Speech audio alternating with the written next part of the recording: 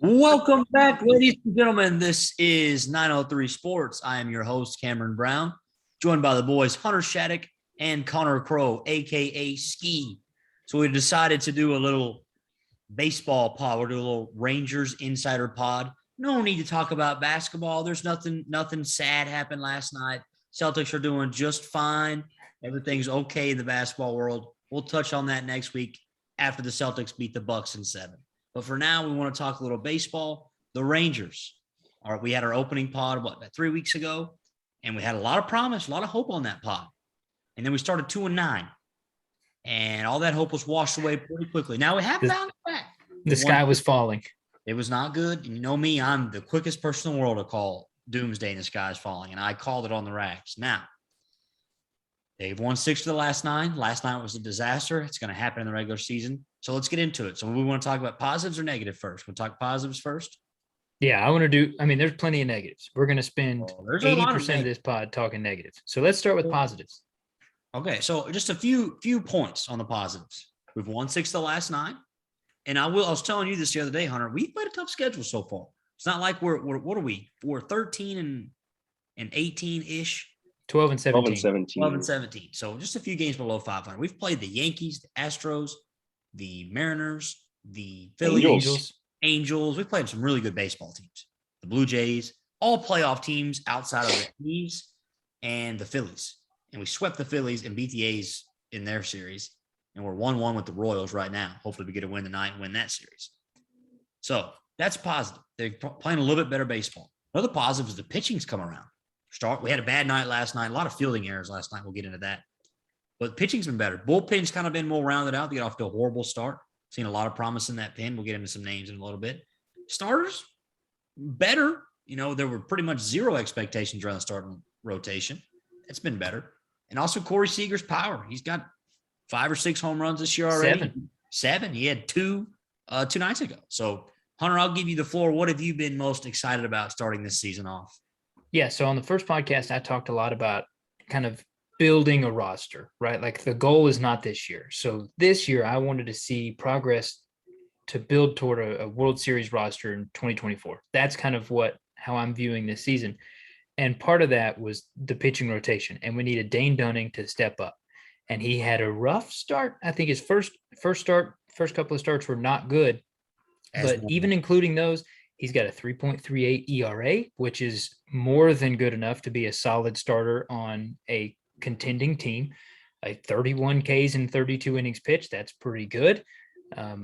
He's shown some really good stuff. His last 2 starts, he's gone 6 innings and 7.2 innings, or 7 2/3. And he looks like an actual starter. You know, he showed flashes last year of being this guy, and then that kind of fell off toward the end of the season. So I'm hoping this is a sign of things to come and not just a hot streak. But even Hearn had a nice start his last time out. Martin Perez looks like Nolan freaking Ryan. He's been phenomenal. Now, Martin Perez is probably not in our long-term plan, so that doesn't get me as excited as Dane Dunning, even though Perez, he's allowed 1 run total in his last 3 starts? I mean, that's crazy. That one run was Monday.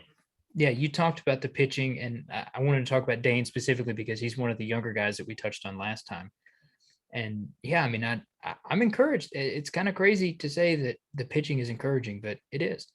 It has been. There's a lot of season left, but it has made significant strides in the last 2 weeks. And we saw flashes from Dane last year, and we've seen some this year. Mm-hmm.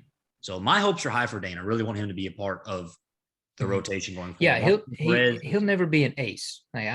We don't need him to be an ace, but I think he's got potential to be a number 3 guy in the rotation on a really, really good baseball team. Absolutely. I agree. And Martin Perez, he's probably not in the long-term plans, but if he can obviously he's not going to sustain the way he's been pitching, but if he can be solid, he's got to be 30, 31. But if he can be solid, he'll be a good guy to keep, for locker room purposes, kind of get these young guys. Hey, he's been around for a little while. And you know what? I'll say this about Perez. In the spring, he was interviewed after we brought him back, and he talked about how much he loved playing for the Rangers and how bad he wanted to come back to Texas. And I think that means something. It definitely means something to me as a fan. Like, I want guys who want to put on that uniform. And so that's kind of cool to see. He's 31, by the way. That ain't bad. And Ski, he was a pretty big time prospect coming up, if I'm not mistaken, right? Yeah, he was. I kind of shocked he said he's 31. I thought he'd be at least mid-30s. I But know, me you too. know what? Like Like, the late, I mean, I don't even want to call him late anymore. But like the veteran success thing, kind of reminds you of a Lance Lynn. You know, the deadline comes and somebody needs to bolster their rotation, they go get a Perez, and we get another Dunning back. Mhm. That could be more in the long term scope of things. Yeah, that's But interesting. It depends on, before this offseason, I would have said, yeah, that's totally a move we would make.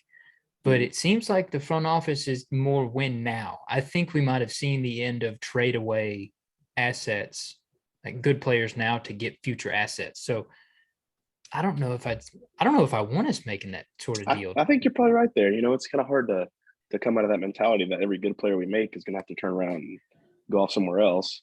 Yeah, because right now What's I his really wish we contract? still See, had Gibby and Lance Lynn. I think we signed Martin to a 2-year deal. it's a one by 4. Hmm.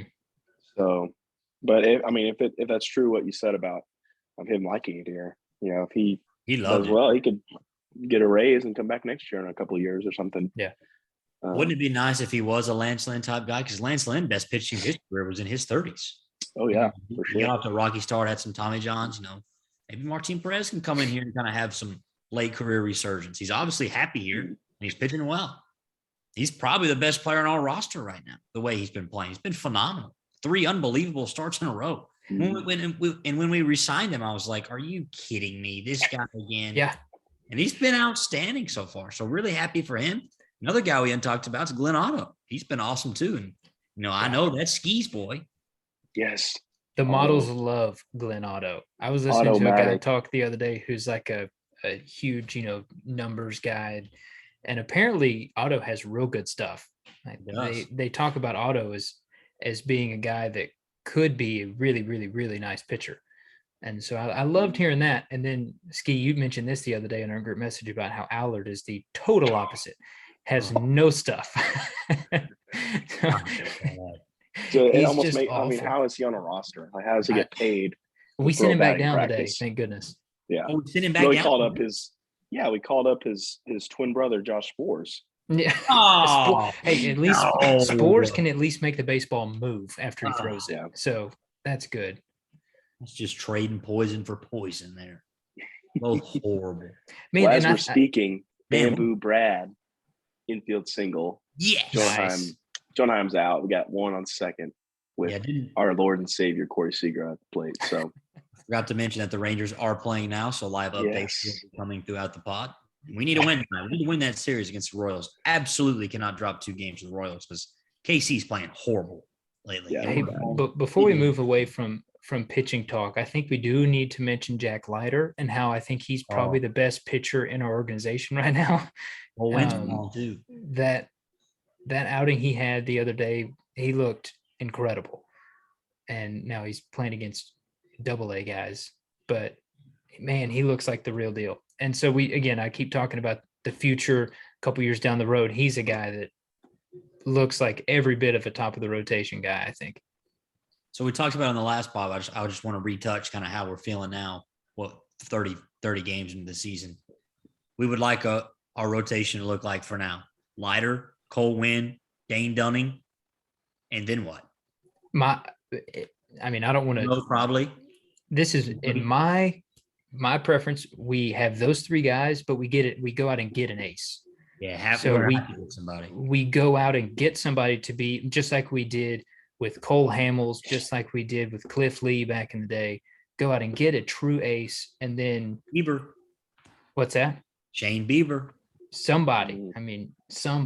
And then, unless Leiter turns into a, Cy Young contender, which you can never project that type of talent, I don't think. But unless he turns into something like that, I would love to see him be a very solid yin to somebody's yang, who is our ace. You know what I mean? So Hearn, I'd like to keep him around, maybe more of a bullpen guy. Yeah. A lot, it's still a test year for him. We'll see. His command's just not good enough to be a starter. No, it's not. I just don't think he commands it all right. I'm guessing they've given up on the Spencer Howard experiment, already sent him down, which been horrible this season. And he was horrible last year, and he was horrible for the Phillies. So I feel like I'm guessing that experiment's run out. And then, we'll see from John Gray. Dude's made out of tissue papers on the IL for the third time this year already. We're at game 31. He's not on the IL yet. They pushed back his start, right? They didn't put him on IL. No, he just got moved back to Monday instead of this Billy weekend. had to leave a game early with an injury that we were leading, and then we had to take another knee injury, which is weird. I mean, that's not a normal thing for a pitcher to go out with a knee injury. No, it also doesn't concern me as much as he's got elbow soreness or shoulder back tightness and stuff. It's like the blister, Do we expect to see anybody else called up from the minors pitcher wise? We saw Otto come up. I'd be shocked. I think Wynn I think is going to come up. Really? Yeah, he'll come up. Talk to him now, Ski. Talk to him. I know. You have my attention. Full attention. I don't know. Alexi could maybe still come up, and maybe like Zach Kent. Yeah, Kent's down there. I can't really think of anybody else that's close to the age or the. Somebody tells me that we have a fellow with the last name of Raggins. Cole Raggins. Yes, Cole in the farm system. Yeah. I was looking up MLB. It was like top pitching prospects from their performance to date this year, and Raggins was our guy that they chose. He's apparently balling. I'd never heard of him. Please tell me he does not pronounce it Reagans. I'm calling him Raggins. I think it is. Yeah, I'm looking at his last 5 starts. He's been lights out. Well, that's good to see. I do expect to see Alexi at some point. We saw him last year. We saw Otto last year as well. And apparently they like Otto a little better to give him the first call. But I do expect to see Alexi. Mm-hmm. If we can like a 2.25 ERA in the last 5 games. Pretty solid. What level is he at right now? He's at Frisco, AA. Okay. Yeah, if we could see Cole Winn, maybe right around, I'm guessing probably be an all-star break kind of thing. See him get called up. That'd be lovely. Yeah. That'd be real nice. We got Perez, Gray, Dunning, Otto, and Hearn right now, correct? Right. Yes. The first guy to probably fall from that, probably your boy Hearn, Ski, or John Gray's 18th IL trip, possibly. The good thing is though, Hearn's not going to be sent down or anything. He'd be a really good bullpen arm. No, yeah, he'll have a. I think Hearn can be nice out of the pen. What's 1-0. Rags? Cole Calhoun blue. Ooh, Rags! There we go. Yeah, let's go. Miracle. Cole Calhoun bloop. Wow. Of course. I feel like we've just seen Bigfoot. We just caught a Cole Calhoun ribby on the pod. Unbelievable. Anything else you want to talk about positives other than Corey Seager? I think we got to talk about the bullpen too, just sticking in pitching. Yeah, that's a good point. So who do we like out of the pen? I like Abreu. Brock Burke's kind of his last outings haven't been great. Still like him a lot. Brett Martin. Dennis Santana. Dennis Santana's having the fireman. Dennis the fireman Santana. Love Dennis Santana. He's been awesome this year. Evan tweeted something a couple days ago that he had inherited 10 runners and stranded all of them. Mm-hmm. That's incredible. Back-to-back games in the Yanks game, fully loaded. Yep. And the Dodgers just looked into Santana last year for nothing. Mm-hmm. Thank you, Dodgers. He does not strike anybody out. He has 2 strikeouts on the season. He gets people out, and that's. I think one of them was Aaron Judge. I think he struck at Aaron Judge with the bases loaded. Judge. So I'm not a super smart baseball mind or anything. I can't evaluate players and project, anything like that. But when I watch a game, I evaluate a bullpen arm by when they come in, and they do the whole to pitch now, and they give you the whole rundown of his stats and everything. Does my heart rate go up? And a lot of our guys, my heart rate does not go up, which is something new. Brock Burke steps on the mound and I think, oh, hey, okay, maybe this won't be that bad. Or John King even comes in. I'm like, you like John King? Yeah, John. He's not the best, but he's not awful. He's not Spencer Howard, and that it's such a nice surprise that I can watch a game. Our starter comes out, and I'm pleasantly surprised at the amount of peace that I feel when one of our bullpen guys comes in, and that's a nice change of pace. A couple other names to kind of touch on from the pen. Barlow has shaped up quite nicely. Yes, a full-time closer. He got off to an awful start. He's kind of turned things around. How about the one name we haven't talked about? I thought it was the worst signing of our entire offseason. Matt Moore. Oh God, Matt Moore. His ERA is like 0.05. It's incredible the way he's been playing lately. He was He had an ERA, I believe, of 7.8 when he was our starter 3 or 4 years ago. We brought him back, and I was like, you got to be kidding me. And he might be our best pitcher in the pen right now. He's been phenomenal this year. He throws gas too. He throws it like 95. I don't He remember does, him yeah. throwing like He's that. got some good movement too. Also, Garrett Richards, I haven't seen him come out lately. So He pitched last night, I think, for like the end of an inning. Yeah, but the he didn't do bullpen well. game. Yeah. Didn't quite catch too much of last night's game. There was a lot of other poor events happening in the basketball. We won't get into that today, though. But yeah, so that Oh, hey, kind of our So I hate to keep interrupting you. One name that we haven't talked about for reason is Jose Leclerc. And we're talking about how this bullpen looks without him. And a healthy Leclerc is probably our best bullpen arm. I mean, is that crazy to say? him and Jonathan Hernandez. Jonathan Hernandez Probably the excites best me more two- than Leclerc.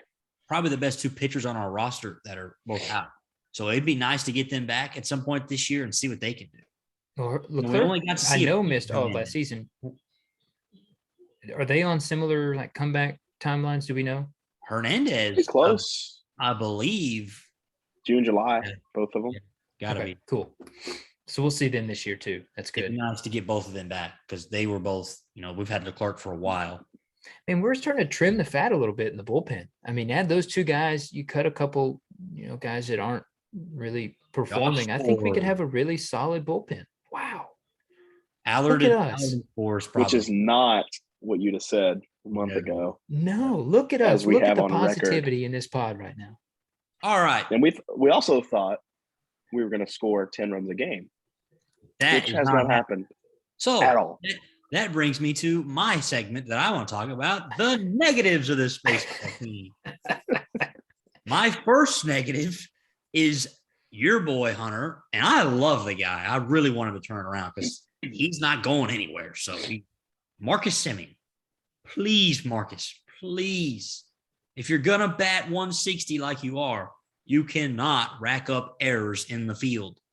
Corey Seager had his fair share of errors as well, but he's at least batting 250 right now, and he's got 7 bombs on the year.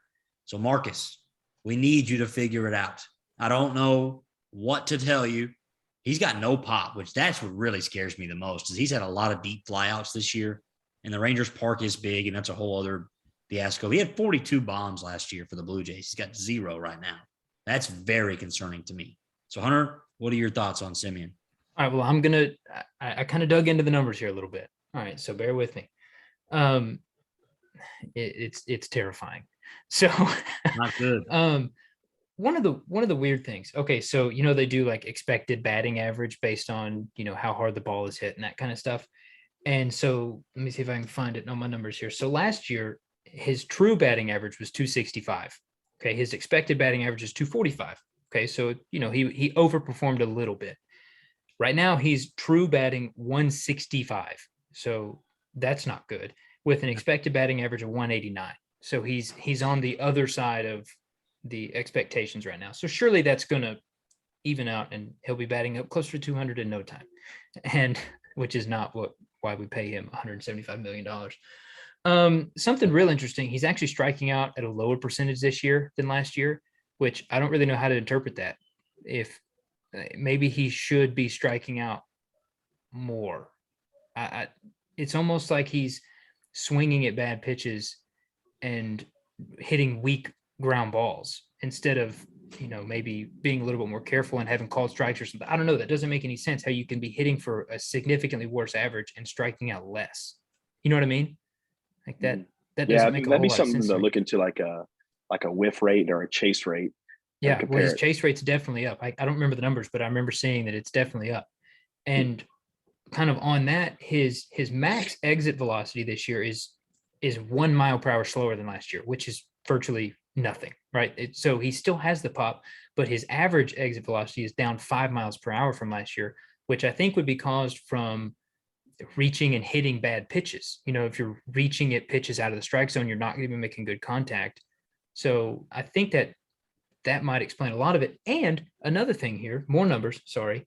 Listen to this. I found this interesting. So last year against the fastball, he hit 289, which is really solid. This year he's hitting 159 against the fastball. Not good. but he's hitting better this year against the breaking ball than he did last year. So it's almost exclusively the fastball that he's struggling with, which if you start mishitting the fastball, your exit velocity is going to take a huge dip, because that's naturally when you make good contact against fastball, you're going to have high exit velocity, which leads to a lot of bombs. So I think all the numbers make a lot of sense as to why his exit velocity is down. He's not hitting home runs. The problem is we just need to figure out how to get him to not do that. How do you fix it? Yeah. It's a long season. I'm frustrated, obviously, but I'm not going to just I'm not going to call doomsday. He's got to get a full season. We signed him to be our Beltre. Sign him in the back end of his career, be a good veteran guy. He's not going to be Beltre. He's not going to end up having I don't want to say career resurgence that Beltre had, but solidified his Hall of Fame career, Beltre. So the reason I point out all those numbers, and I narrowed down on the fastball, because that was really the only wild card big difference between this year and last, and that it's just something for us to watch. Something for us to keep an eye on as fans, to kind of watch how he's progressing. Is he laying off fastballs out of the zone? And that's, I think, is what I'm going to be watching in the next couple of weeks to see if, because he did show signs of an uptick a couple of weeks ago. He was, he had, I think, 3 multi-hit games in a row. And then now I think he's got 1 hit in the last 5 games. So he's actually not playing tonight, and which is rare for him because he played all 162 last year. And so he was a healthy scratch tonight. I will say this about Semien. He has had a few games this year where his 1 hit of the game was an extremely important hit. Yeah. It was the game tying run or the game leading run, or however you word that phrase. Mm-hmm. So that is encouraging in my opinion. So that is something to keep an eye on. But like I said, it's a long season. He's going to be here for a while. He's going to at least get 2 years on that contract, no matter how bad he is. So we just got to, as hard as it is for me, we just got to be a little patient for now and kind of, let him get. We didn't sign him for this year. No, we didn't sign him for this year. That's what we got to keep remembering is he is not here so we can do well in 2022. He is here to hang banners over the next 7 years. Oh, talk to me. Ski, what do you think about Semien so far? Yeah, he's been my boy. I'm going to stick with him. But the other reason it doesn't really concern me that much is that if you look around the league, like I read that the league average right now is like 233, something stupid low. And I mean, you could speculate out the baseballs and all this stuff, whatever. We're messing with these baseballs, I'm telling y'all. Yeah, but the fact of the matter is, people aren't hitting like they used to, except for Mike Trout, But he's padding his stats, hitting balls. He doesn't count. Brett Phillips. He doesn't count at all. Yeah, he's in his own little league. So, I better not say little league. That might trigger some people. Anyways, nice. Yeah. So the way the league is right now, if it is the baseballs, whatever, that doesn't make it as concerning. And also, I mean, you could take 30 games. You can take a 30-game blip out of anybody's career and point out and say, how did this guy make a roster? So, and it's, I mean, just he's sucks got a that it's track his first 30 games with us. us. Exactly. Yeah. It's an inopportune time, but I'm counting him to turn it around. I mean, a lot of dollars on him, so might as well hope. And that's a good point. It's baseball. Everyone's going through a slump. Hopefully this is just his time for a slump. It just sucks. It's the beginning of the year, but it'd be nice to see him kind of in the meat of the season, middle of the season, towards the back end, start getting some hits for us and climb that batting average up a little bit. So, I'm not giving up hope, and I'm not giving up the faith in Semien just yet. Now, anybody else in the lineup that we're super worried about? Cole Calhoun, we only paid him 2 years, $10 million. He's been horrible. It depends on what you mean by worried about. With Cole, I'm not worried. I didn't have high expectations for him, but I'm worried if we keep playing him as our everyday right fielder. That would worry me. Especially if we keep losing games, and let's say we get to 20 below. I don't want. We might have lost Ski. Oh, no, there he is. I'm good. I don't want to get 20 below 500 and then still keep rolling out Cole Calhoun at right field. Like, let's get let's get Bubba Thompson out there or Leote and see what they can do. If Woody feels like Cole's our guy and we're still around 500, I'm okay with it because Cole's had a really good career.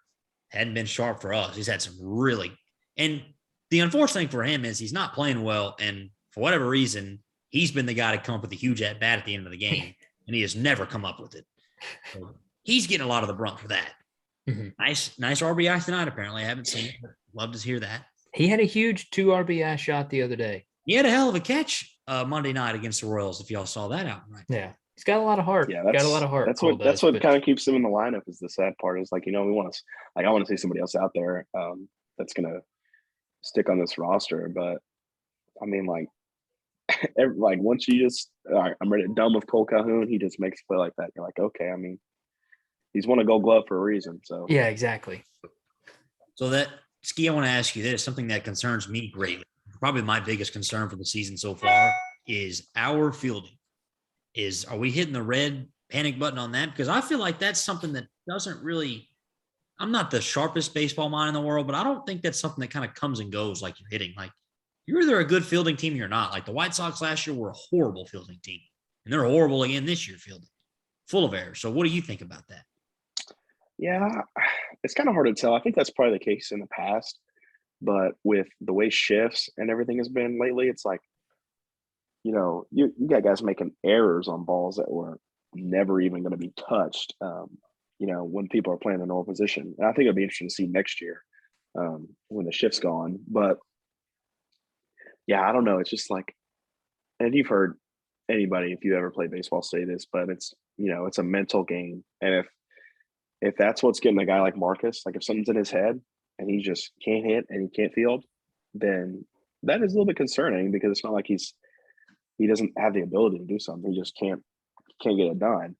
But I think the other thing is you've got a constantly rotating lineup of guys, like especially in the outfield and stuff. If you've got no continuity in positions, like, if you got Adolis in left and right and then left, I mean, you're seeing them all a little bit different in all these different parks. It's going to give you some trouble. That said, I mean, the infield has been where we've had most of those issues, and it's been as stable as you can get, aside from third base.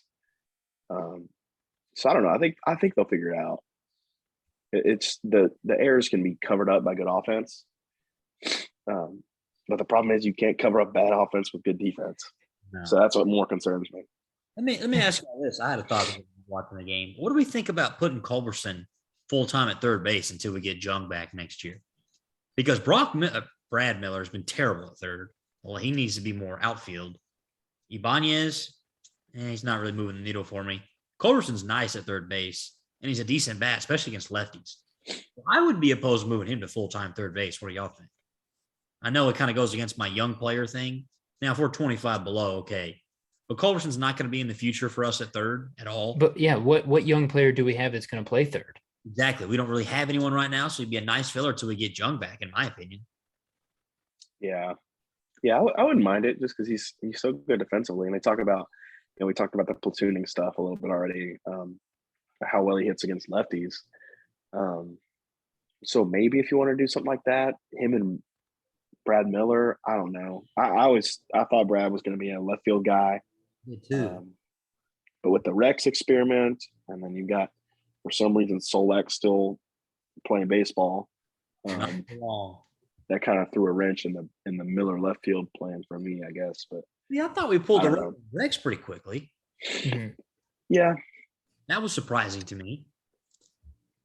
We'll see. I don't know. I think we'll have another shot.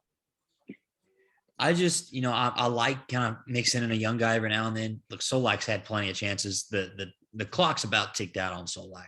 They pulled the rug on Willie. I wasn't just thrilled by it, but after his comments after that, he obviously burned his final bridge, so he's never coming back. I think Solak's probably on his way to being DFA'd or minor league as well. So we could see Leote, Bubba Thompson, maybe Rex come back out in the outfield. So that brings me to this. Let me ask one more question, and then we'll go to that. Do we have any other negatives? Anything else we're super concerned about? Got to get John Gray healthy. Yeah.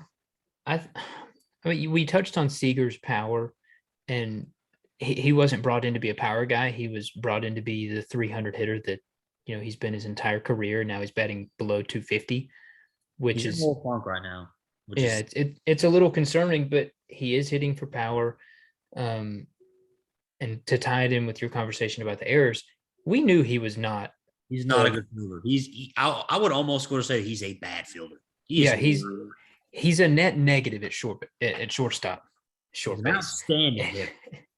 He is, which it's well worth the errors when he's batting 300. But right now he's batting 245. So that's something that's a little concerning. But man, I feel like he hits a lot of hard balls into the shift. And Ski touched on it. The shift's going away next year. So I think the best hitting team in the history of the league is just imagine if we somehow got Joey Gallo back. Bring Gallo and the boys back. The kings of hitting into the shift. They'd be 300 or 400 hitters if you got rid of the shift. Yeah, I think that's the only other thing that's that concerning to me is that, you know, our $300 million man is batting below 250 and he's supposed to be a high average guy. You know, he's not Giancarlo Stanton, who you can get away with a low average because he's going to hit 40 bombs. Like Corey Seager's not going to hit 40 bombs. This is off topic, but we just play the Yankees. I can't stand watching Giancarlo Stanton play baseball. It's either home run or the ugliest strikeout you've ever seen. It's that back foot swat at it. It's unbelievable. And that guy gets paid $300 million. Now, he does hit 40 something home runs a year because he's got all the power in the world. But holy hell, he has some of the worst strikeouts I've ever seen. You know what? You bring up the Yankees. I'm going to have a 45-second tangent here.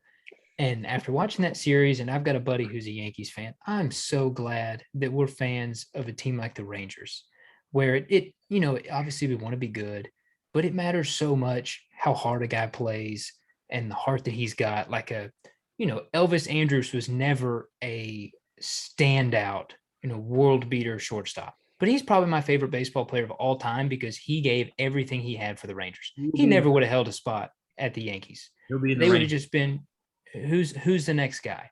And I remember talking to my Yankee buddy about Kiner Falefa, and he was like, yeah, okay, I get, he's fine, but he's not. I mean, we're the Yankees. We need somebody better at shortstop. I'm like, man, I can't. I'm just so sad for those teams that can't enjoy those types of players. And I'm so glad that we're dadgum Ranger fans. And you talking about Giancarlo Stanton and how miserable it would be to be a Yankee fan and watch guys stand up there and swat like that. Just be terrible. I couldn't do that. Does suck to watch IKF be batting 295 for the Yankees up in New York, though. Good for him. He's one of my favorites. Good for him. It is good to see him get on his feet because he was on his way out here, whether we moved him to third this year or not. Mm-hmm. The front office, it literally has to adore Josh Jung. He better work out at third because this is what the third year of not having Beltre. We've had no third baseman. Well, we had Kiner Falefa won a Gold Glove for that 1 year, but he was a placeholder there because we want Jung there. Mm-hmm. So, Ski, I want to ask you this. You kind of shook your head at my Corey Seager comment about his fielding. What do you think about Seager out in the field? I think you'll make it out to be worse than it is. But even if it is that bad, there's a guy most people have heard of that watch baseball that was on a pretty successful team as a very bad fielding defensive shortstop. Here we go. And we don't have to get into all this. I'm just gonna say that fielding at the shortstop position is not, a must-have to win a World Series or several. That's all I'll say. Talk to me, Ski. No, that's a good point. That's a good point. You can get away with it. You can get away with errors when you're batting 300. Mm-hmm. You can't get away with errors batting 245 at short. Right. What's the name of the guy you're referring to, Ski, just for the record? Oh, man. You playing the pinstripes? Let the record reflect that Ski is talking about Derek Jeter. Yeah. Just on record, Ski is the biggest Derek Jeter hater maybe in the history of the planet. Certified bum. Anyways. You don't want him to be a walking error, but an outstanding fielding shortstop is not going to win you a World Series. That is a very, very good point. Mm-hmm. So with that being said, we were talking about, players we'd like to see coming up. Who are some guys we'd like to see? We mentioned Cole Winn, mentioned Bubba Thomas. Is anybody else, Ski, you'd like to see kind of called up at some point this season? I'm already excited about Huff coming up. I think if he gets some more bats, we'll see. I wouldn't be opposed to seeing, obviously I want to see Win. I think he's definitely going to come up. Gosh, I can't wait. But either of like the Josh Smith or Ezekiel Durans, I wouldn't mind seeing. It's kind of hard because you just spend all your money on middle infield guys, and those are some of the guys in the system. But you know, I know they tried like Davis Wenzel at third base for a while during spring training and stuff, but like you get a chance to give those guys a shot or a look. A guy like Zach Rex, I mean, he came up immediately, first game up, ripped an RBI, and it's like those guys that come up, they want to stay up and they want to do something. There's some fire under them to perform. So I wouldn't mind seeing some of those guys come up and see how they respond to kind of the pressure and stuff. But aside from them, I don't see much else down there that's ready yet. What sucks for Smith and Duran and guys like that, like you said, we spent all that money on our middle infield. Like there's not a lot of positions for them right now, but there are spots in the outfield. This is prime time to give Bubba Leote probably Leote's final shot to come up because he played for us the last 2 years, wasn't great, and he's balling in the minors again. He was a huge prospect for us, 2017, 2018. And then Bubba Thompson's been unreal in the minors this year as well, and he was outstanding in spring training. So it'd be great to call up one of those guys, give them a shot. The outfield is where the pieces are nowhere near put together. Mm-hmm. You got center field and Adolis, and that's about it. That's the guy we hadn't even talked about today is Adolis. While we're on the subject of Adolis, what do we think about him and how he's played this year? He's been great in the field. He's so streaky at the plate. Exactly, yeah. He's just so streaky. Yeah. Now, this is some advanced analytics. This is past platooning, transcendental platooning. But we play Adolis only when we play Houston and see his numbers fly off the charts. He bet 600. The rest of the season, you just roll with what you got. He hates the Astros. Oh yeah, he's a fan favorite just because of that almost. Still 1-0 Rags. Yeah, had a little chance there. Well, Hearn's wheeling and dealing today then, huh?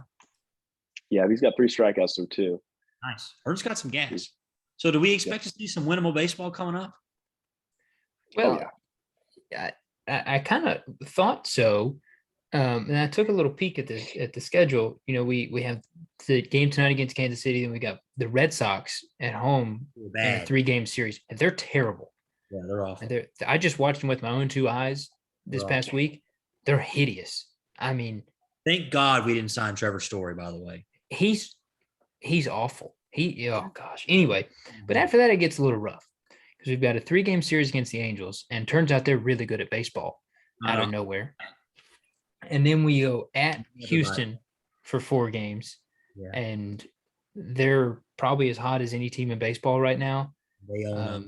Then after that, we go back to play the Angels again, this time on the road for a 2-game series. And then we have a little respite with Oakland in a 4-game series. But that stretch, Angels at home, at Houston, at Anaheim, is going to be rough.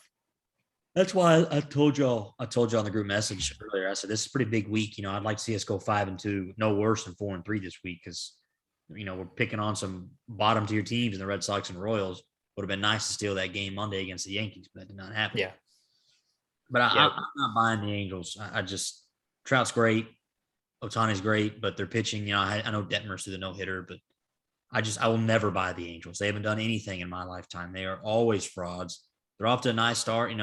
If they're where they are now at the All-Star break, then, I may start kind of being like, okay, here we go, Angels. I see you. But right now, they have the most unsustainable thing ever with Taylor Ward leading the majors in literally every hitting category. And he's been a 230 hitter for his career until this year. So that's not going to hold up.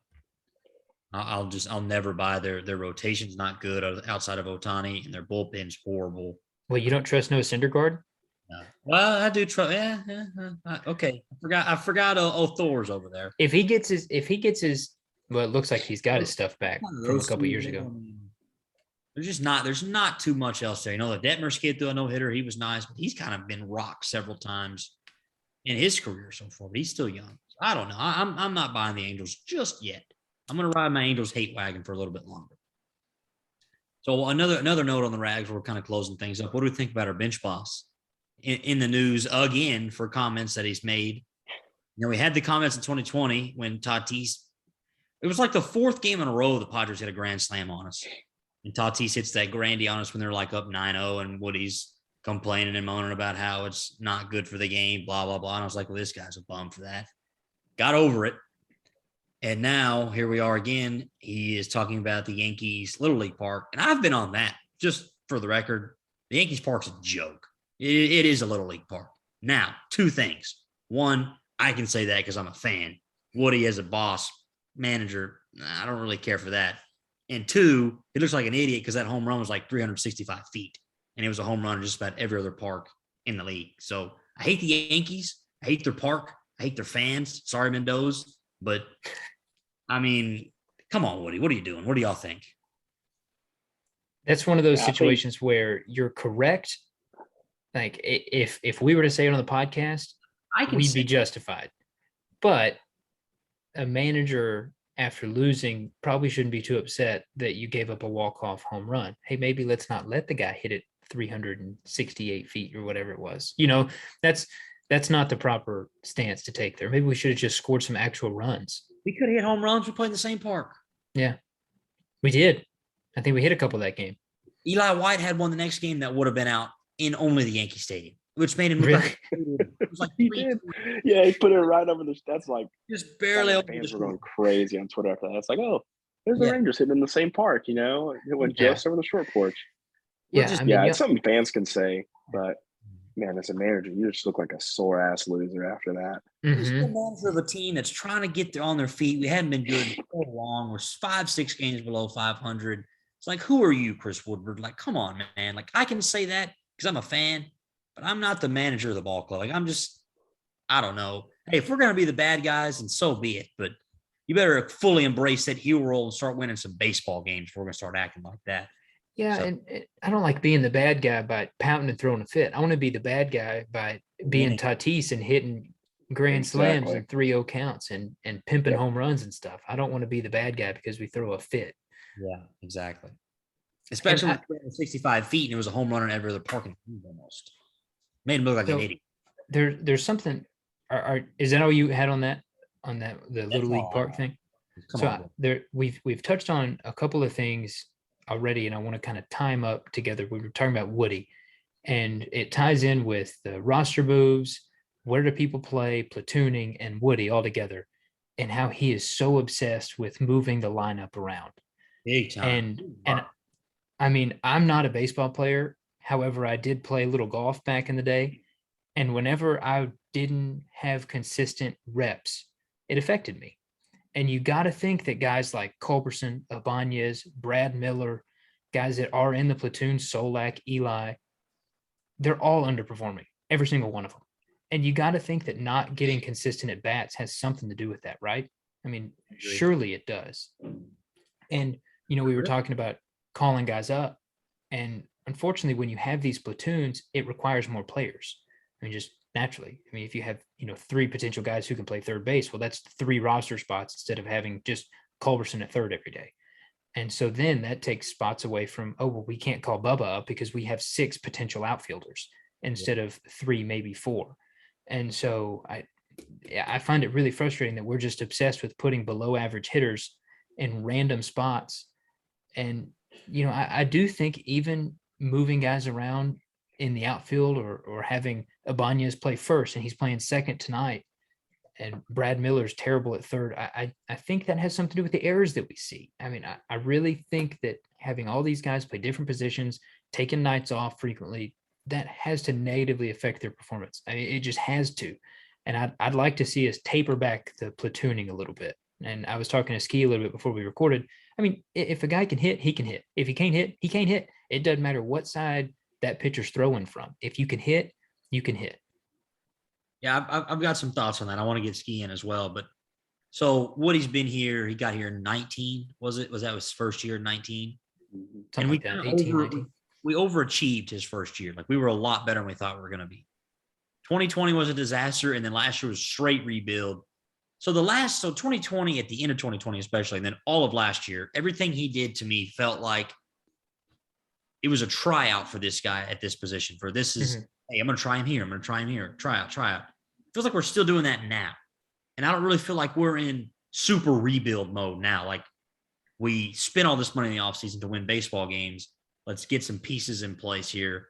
I don't think Ibanez needs to have a tryout at every position in the infield. Like that should have been figured out in the offseason and in spring training.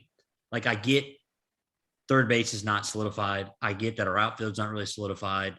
Cole Calhoun's not going to be here 3 years from now. Culber's not going to be here 3 years from now. But you know who's not the answer at left field? Nick Solak.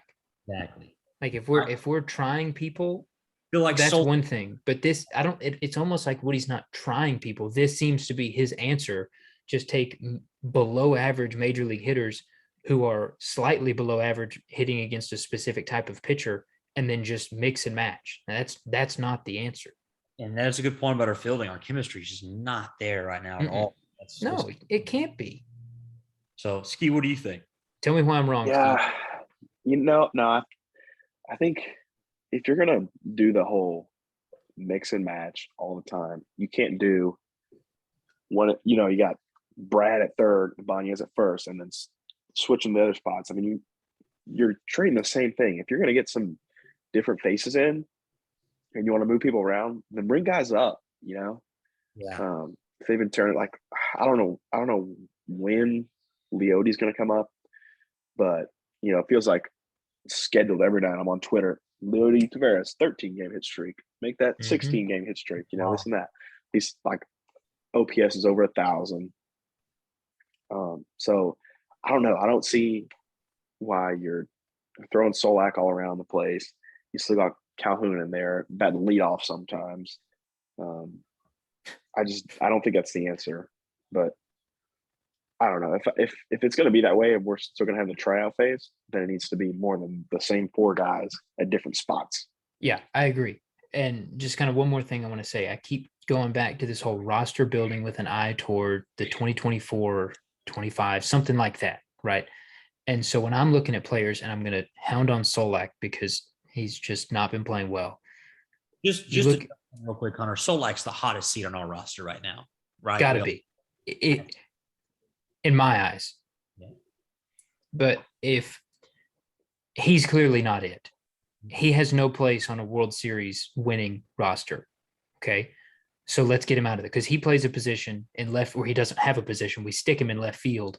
And that's a position where we have some talent up and coming and we don't have an answer. I understand why we don't know what to do at third base because our answer is hurt. I get it. Like I understand why we don't have a plan at third base right now. We have Bubba Thompson and Leody Taveras who can step in and play left field. And maybe they're not the answer, but maybe they are. And you know who's not? Nick Solak. So why does he keep getting at bats in left field? And another thing, Nick Solak was a DH last night with Sam Huff on the big league roster. If Sam Huff isn't going to be our catcher, which I understand why, because he's not excellent behind the plate and Jonah Heim is, why is Huff not DHing over Nick Solak? If Huff's not a better hitter than Solak or a better catcher than Heim, what's he doing in the big league roster? Yeah, Huff's not going to be up for long because once Garver comes back, Huff's going back down. So Huff needs to get as many bats as he can so we can see what we have from him. But instead, Nick Solak was DHing. Yeah, I think, like I was saying about the tryout thing, I think Solak's at the very, very, very end of his run here. I think more than likely Solak will probably be DFA'd. I don't know if he will go to the minors or not. But yeah, I don't know what his age is and the kind of restriction with that, because at some point, there's some point you can't be optioned. Like I don't think we can option Cole Calhoun if we wanted to. But like, yeah, I think Solak's near the end of the line. And I was the first to say, I'll take anybody in that Rays system any day of the week. But I don't know, man. It just hasn't really worked out like we thought. The sad part is he showed a little potential, in 2020. He showed a little power and pop and stuff. Yeah. But yeah, I mean, writing's on the wall. He's not going to be one of the guys. Sucks as we tried Fairbanks to get him, and Fairbanks turned into one of the best relievers in baseball. We traded Clause A to get Mr. One Inning, and Clause A, he might be the best closer in baseball. Yeah. He's phenomenal. He throws like 102. But and I guess the good news is at some point, as we saw with Willie, they will pull the plug on somebody. I don't know. On the off chance that Willie Calhoun listens to this podcast, you're an idiot. Like, I don't care, like, who you think is gonna see any value in a hitter like the way he's been. I don't know. He could be all right. It could be the coaches, the hitting style they wanted him to have. But fact of the matter is, you can't act like you rake when you don't rake. He's done here, that's for sure. Well, I said it in he's our burned group that message. bridge. He's a below average fielder.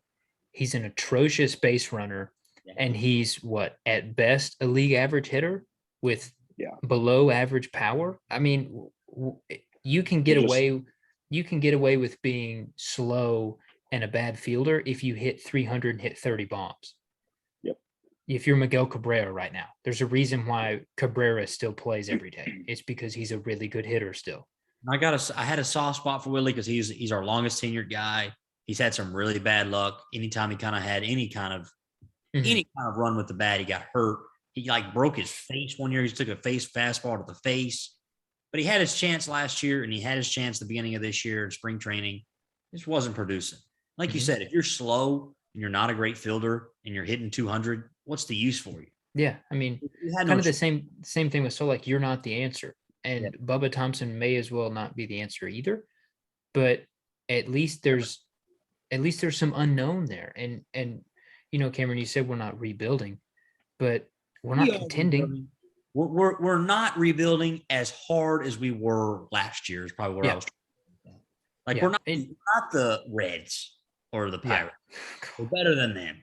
Yeah, thank goodness. And if we're not, we're a big problem. I want to be clear. I don't want to be too hard on Woody with the third base situation, because we traded IKF with the plan of we don't need a third baseman. We have Jung.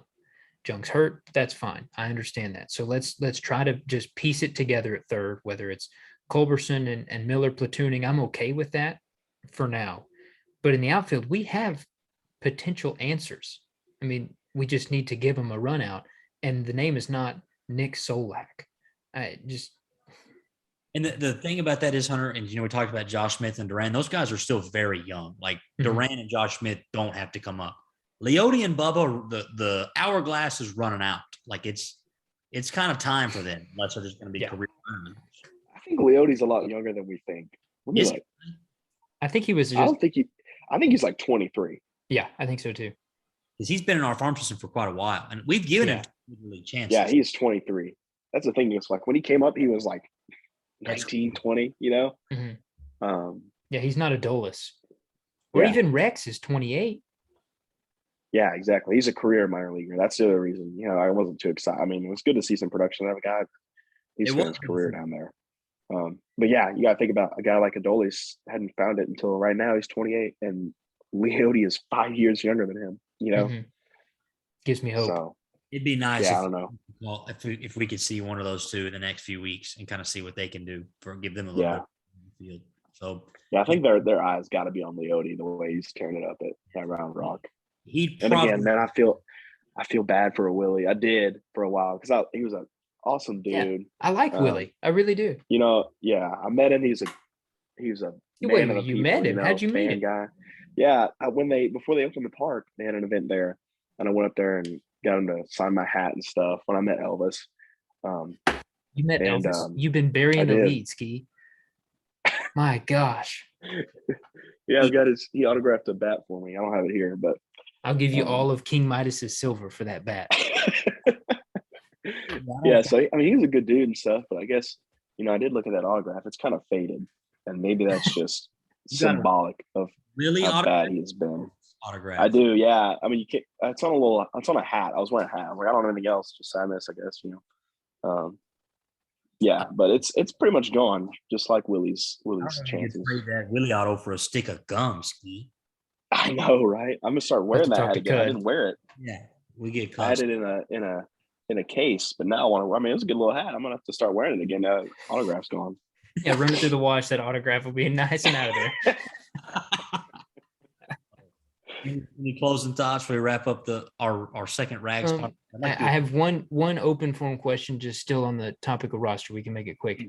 Where does Huff fit into this roster? My God. Oh, okay. Never mind. Our park is so big, boys. Too big. It looked like Salvi Perez just took one, but right into Eli White's hands. That's with those baseballs. You think so? You think Huff's a first baseman in the future? I'm gonna be catcher. I mean, credit to freaking Jonah Heim, man. We put him in an impossible spot, and he's been balling. Mm-hmm. We have to give Garver a couple years. We traded away IKF for him, and Garver will at least be here next year. So, yeah, I think first or DH, a way to get him at bats. But the thing is, I mean, if you wanted to be a platoon guy and be with Nate Mo over there, that's cool. But he's not the one of the guys you want to take at bats away from right now, the way he's been pitching. I'd like him at DH. I think that's a good spot. Yeah. For him. Yeah, Or I agree. Lowe at DH and Huff play first. I don't know, man. Nate Lowe can't hit the broadside of a barn right now. Nate Lowe is a Hall of Fame player for the first 2 weeks of the season. Oh, Yes. he is.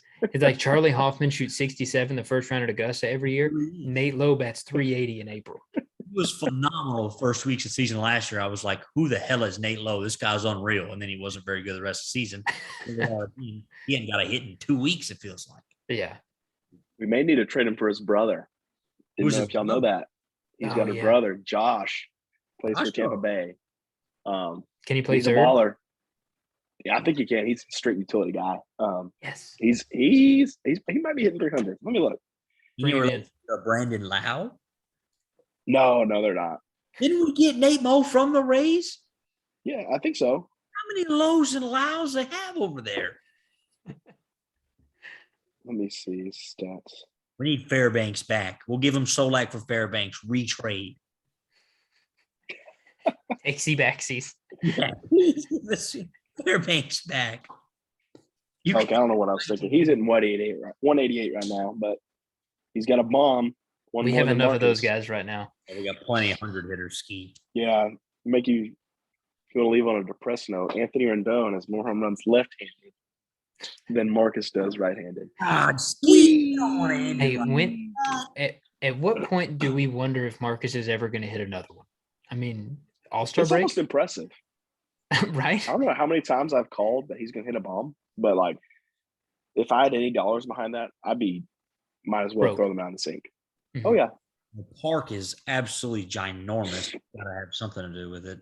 Whoever made the dimensions, the dimensions for this ballpark, I just want to have a chat. Please. Yeah.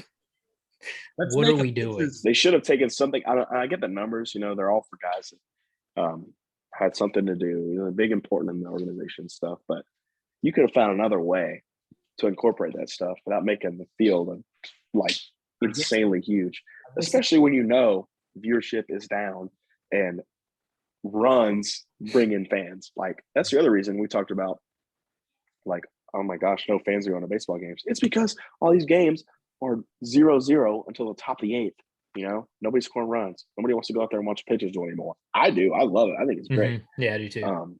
Two guys dealing back and forth, but I mean, you're not going to bring in fans with all these 2-0 games. That is one final point. That baseball's in big trouble, man. So these attendances have been sad. I see more people at MLS games than MLB. I thought the MLS was dead. I have a question on that topic. Why are baseball stadiums so big? That's a good question. Because I was at Fenway the other day, and obviously Fenway's old, but it's tiny, and it was packed because it's Fenway, but it was incredible. I mean, we had the cheapest seat you could get. It was a great seat. Yeah. And I don't understand. Like, Samantha went to a Nationals game the other day, and it's ginormous. Everything's just gone to big stadiums. Football, I mean football fills up. But yeah, well, the thing you got to think about is these are businesses. These guys are business owners, They built that stadium not just for Rangers baseball, because on the weekend when they're not playing, they're going to sell it out for Red Hot Chili Peppers and this and that, and they're going to sell those seats out, So these are I guess so.